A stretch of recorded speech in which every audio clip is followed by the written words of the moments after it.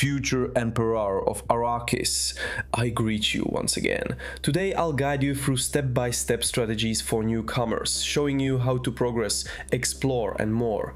If you've bought the game but feel too lazy to read the journey or go through every tutorial step and want to skip some parts, I'll show you exactly how to do it so you progress as efficiently and quickly as possible through the main story.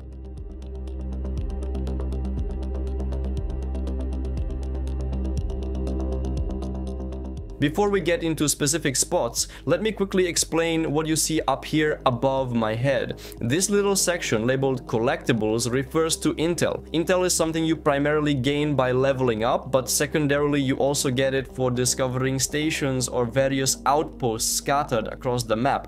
Yet later on in the deep desert as well, intel is used to unlock various things in the research tree. Personally, I haven't explored every location, yet I've still unlocked everything, so don't worry if you miss some. It doesn't matter.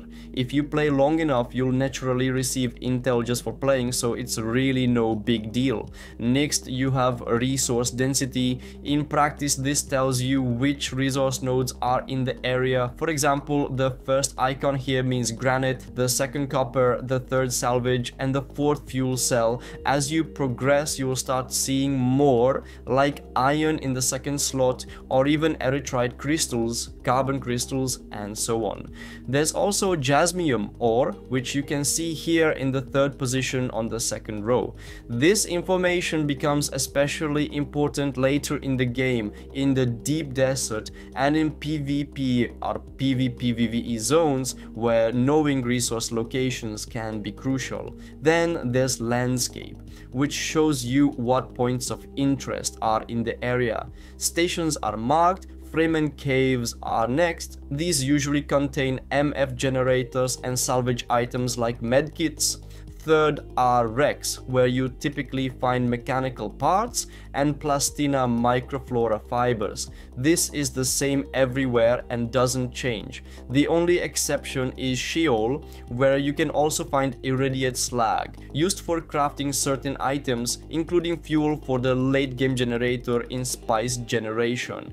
Then you have outposts, where you always find intel, usually between 3 and 20 points, or in the deep desert between 30 and 60. There's also a marker for whether the location contains a trade post. In this example is the Griffin's Reach trade post, your first town. You'll also see campfires. These are places where you might find 1 to 4 maps, usually a basic salvage chest and not much else. Camps are mostly there to kill a few mobs, loot some bodies, maybe get a Freeman death still. They're not especially important, but you might want to reveal them for map completion.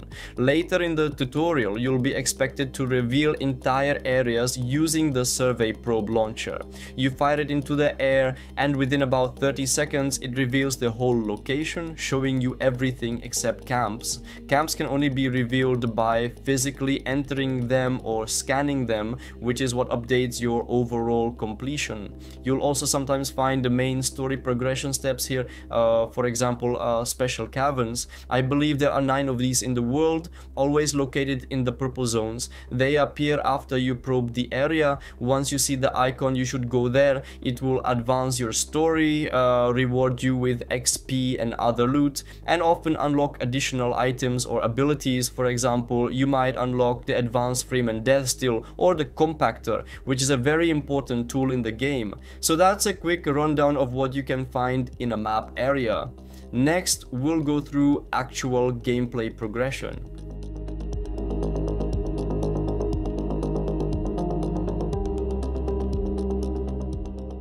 In your progression, there's one very important thing to know. No matter which server you start on, whether it's official or unofficial, you will always spawn in one of 3 locations. You start here, here or here. Your first objective should be to get here as soon as possible. This is where you unlock the first part of the journey, which guides you through the Find Freeman tasks that lead you through the entire game. Along the way, you'll unlock certain features, skills, and eventually discover the true story, which I won't spoil for you now. This is essentially the main core quest you'll want to follow. In terms of progression, if you are not entirely a lone wolf and you want to reach a stage where you can play with other players, your goal is to get far enough to take an ornithopter to the edge of the map and enter the deep desert. That's where the real cooperation starts. In the Hagga Basin, it's mostly solo gameplay, gaining experience, doing contracts, collecting materials. It's not really about cooperation here because enemies are very easy, it's rare to die, and farming is straightforward. Even if you join a guild that supports you with some starter materials, you'll still have to go through the basics yourself, usually trainers and then a faction house. Regarding trainers, I strongly recommend not starting as a trooper because you can unlock it early at the Griffin's Reach trade post. When you arrive there, you'll get a quest called Proving Rounds. Once you complete it, you'll unlock the trooper skill tree, which is simple and requires no further unlocking. At that point, you'll have 2 skill trees. For example, I always recommend David Mentor for the early game combined with trooper.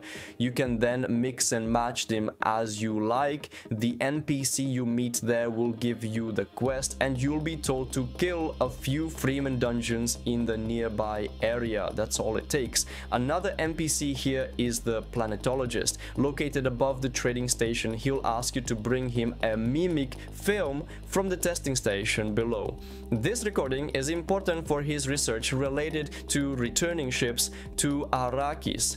The journey is called Mimic Film Recovery. Once you find the mimic film and bring it back, he'll reward you with XP, Solari, and unlock the planetologist skill tree. You'll return to him later as you progress further in the planetologist path. It's a core utility skill tree with abilities like conservation of energy, increasing impact from certain tools, extending vehicle durability, reducing overheating, and lowering fuel usage. Definitely worth unlocking. So those are the 2 starting paths I recommend. Quests will also take you to Wreck over Alkilone, where you can get a decent pistol or SMG. Personally, in my nearly 400 hours of play since release as of July 15th, I've never really used schematic gear before Plastinium, the true late game in research. Most early crafted gear isn't worth the effort. The only exceptions for me were the wings and the Lithor John, which I bought from the merchant in Griefing Riachi. Some items like the sand bike you craft as part of the journey only require a few coppers and a few servos. If you farm some ore and clear one dungeon near the Imperial testing station, you can get a sand bike instantly without worrying about much else. Over farming only really becomes necessary in the early late game when you need massive amounts of cobalt traps and other resources, but we won't go into that right now.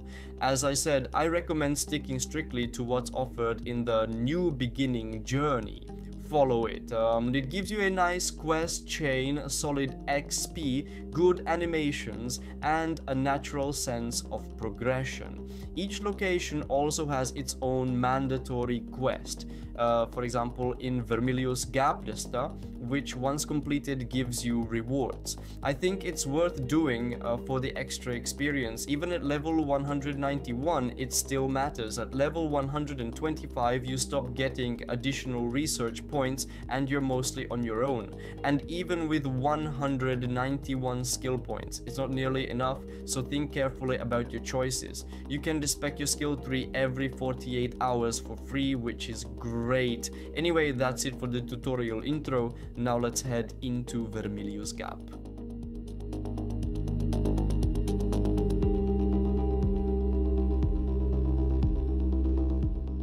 When traveling from Hagga Basin south into Vermilius Gap, I recommend taking the central route, either here or here. This is the shortest way to the next area and you can manage it without boosts. Even with just your standard gear loadout is no problem, just watch out for Sardaukar patrols. If they catch you in their spotlight, you'll be locked in place, essentially stunned or frozen for about 10 seconds. Then they usually swarm you, and at this stage of the game, Sardaukar are strong compared to your equipment.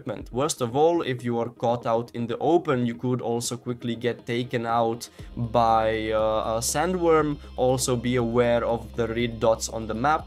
These are drum sand fields. Driving over them makes a lot of noise and can trigger a worm. Even more dangerous are quicksand patches. If you hit these with a sandbike or buggy, you'll start sinking. Quicksand is placed to block access to certain areas, forcing you to use an ornithopter, assault or scout to get through. Avoid driving sandbikes, buggies or especially harvesters into it. If the vehicle can't be picked up with the vehicle pickup feature, scout ornithopter or sandbike, you'll likely lose it.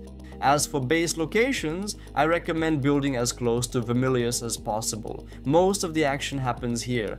Main story objectives, side quests, and opportunities to build up your faction reputation quickly. These faction bars, by either Atreides or Harkonnen, determine who you'll be doing contracts for later in the game, and these contracts can directly impact the course of the game. There are two factions, Atreides and Harkonnen.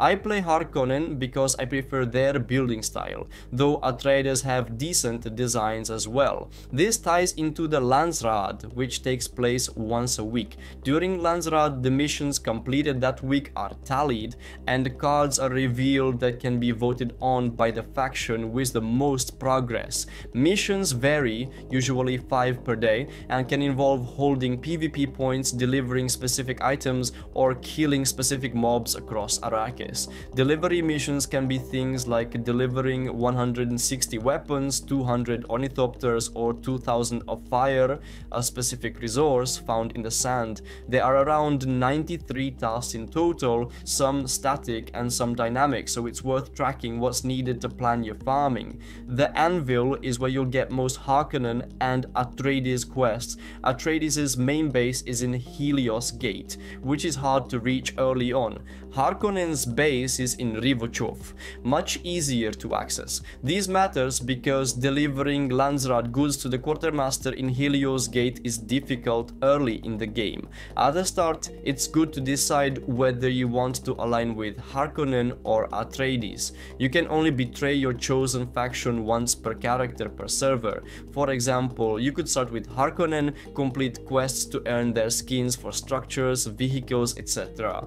Then betray them and join Atreides. You could then play for Atreides while keeping Harkonnen skins, confusing opponents or even using it for espionage. Many players on official servers use this tactic. If you plan to spend a lot of time in Anvil doing quests, having a base right there is ideal. My guild has a mid-game base here for new members, fully equipped with fabricators, a chemistry station, the largest chests, water supply, and a buggy for fast gathering of iron, copper, and other materials. If you don't have this setup, you'll need to build everything yourself, including cutters and other gear. When crafting, always prioritize tools. Weapons and armor usually come from loot chests or enemies, so crafting them is often not worth it. Tools, however, are essential. For example, a Cutteray MK. One can only harvest copper, granite, salvage metal, and iron. To get carbon for steel ingots, you'll need at least a MK2 Cutteray, which can also mine Erythrite. Higher tier tools are more efficient. One ore node might give you 90 units instead of 30. This efficiency is crucial when farming Erythrite for cobalt traps, compacting spice sand, or gathering other rare resources. The same applies to power packs. Each has a set power pool. If you try to run a high consumption tool like an industrial Cutteray needing 75 power, with a basic power pack you'll only be able to mine for a couple of seconds, not enough to fully harvest harvest a node. You'll need a larger power pack to use the tool effectively. Along with tools and power packs, you'll need crafting stations for armor, weapons, and tools. But as I've said from the start, follow the journey, the tutorial journey in Dune. Awakening is comprehensive and foolproof. If you follow it step by step, you won't miss anything important or need to search online. The only exceptions are meta discussions, like the basic PvP weapons, which are outside the scope of Hagga Basin content. That's Vermilius Gap. Next, we'll take a quick look at other locations.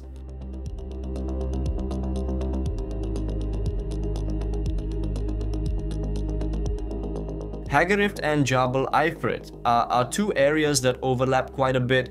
You'll usually head into Jabal Eifrit first, then move into Hagga. On the map, you'll see Jabal Eifrit, Hagga, and then Jabal Eifrit again. You'll be sent back here multiple times for various story quests. There's even another quest further north that for some reason isn't showing on my map right now, but it's there.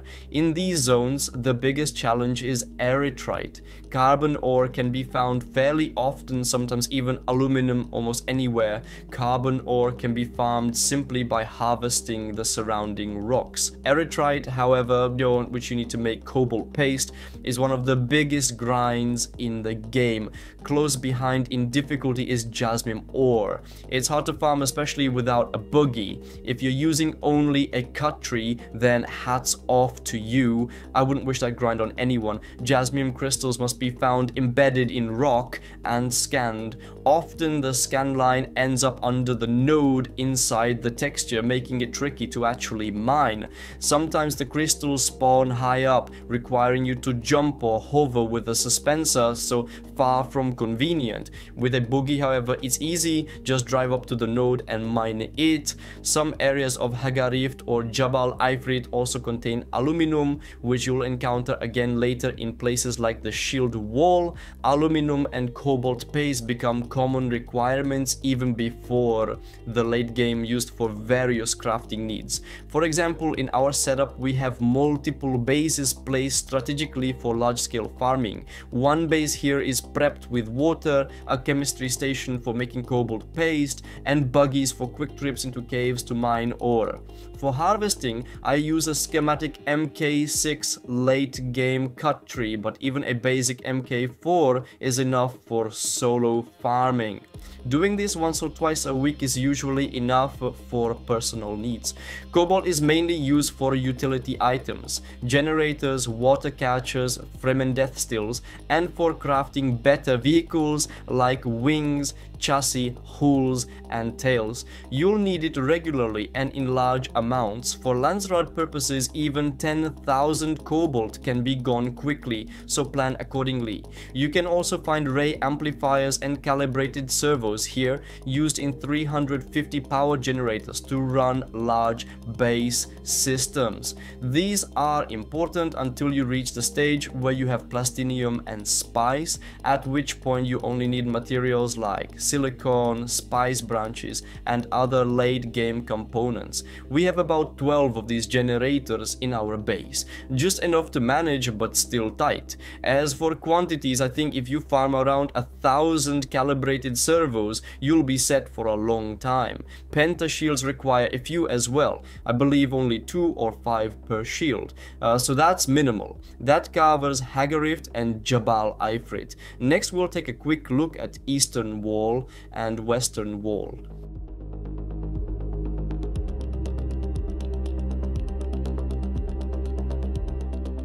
Let's quickly go over what I'd call the late mid-game and the very start of the late game. In the next video, we'll break down the specific materials, crafting attempts, and locations across both Hagga Basin and the Deep Desert in detail. So if you're looking for the deep dive, keep an eye out for that. It'll be out in the coming days.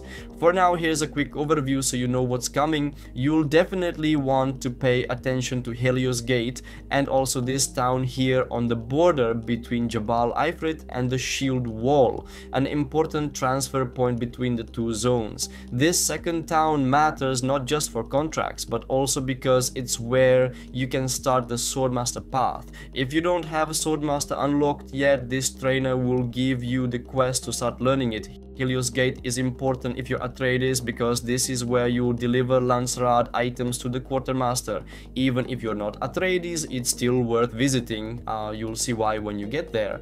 The Quartermaster will ask which faction you're delivering for, show you the relevant house, and accept the items. But perhaps the most interesting part of Helios Gate is the Bene Gesserit trainer, the woman in the cloak who might look prim and proper, but in reality is far from it.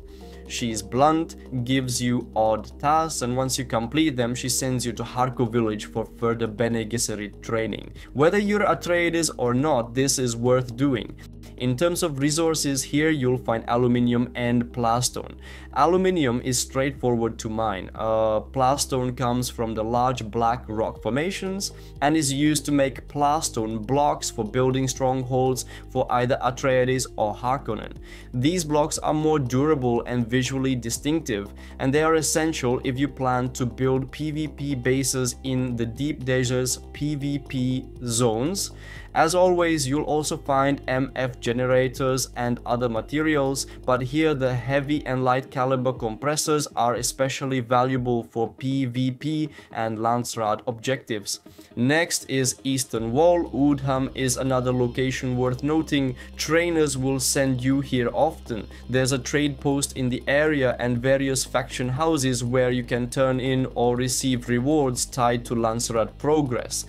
Then there's Sheol, a location I personally dislike and usually send someone else to handle. The reason is radiation. This zone has radiation at level 5, and without a radiation suit you'll die within seconds. Iodine pills won't help. You must have a proper radiation suit. You can craft one, or if you're lucky, find one in Acheron. If you loot a schematic chest there, you might get an MK4 or MK5 radiation suit, letting you enter Sheol without crafting it. Sheol is the only place on Arrakis where you can mine jasmium ore.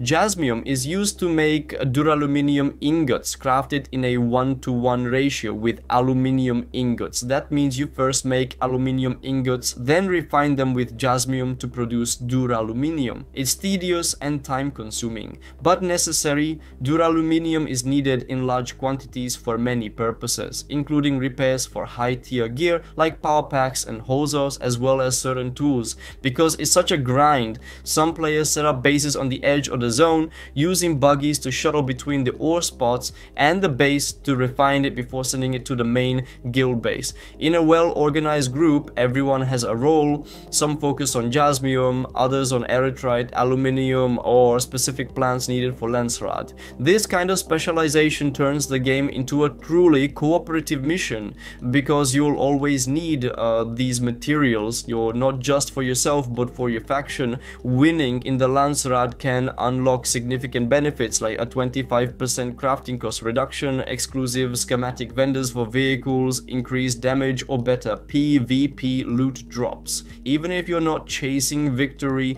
the rewards are worth it. Each milestone reward tier has 5 stages. The 5th is purely cosmetic, but the first 4 are often valuable. Solari, often 10,000, schematic weapons, tools or vehicles, and late game MK6 schematic gear from Plastinium.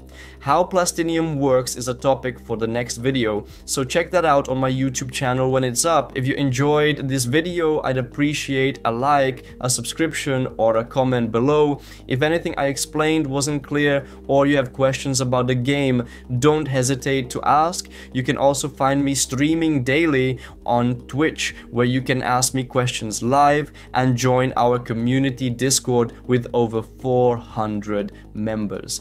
We play on private Nitrado servers, free for at least a year, so you can avoid griefers, randoms, cheaters, and the other issues common on official servers. If you'd like to join us, we'll give you access, support, and resources. Thanks for your time. See you in the next video.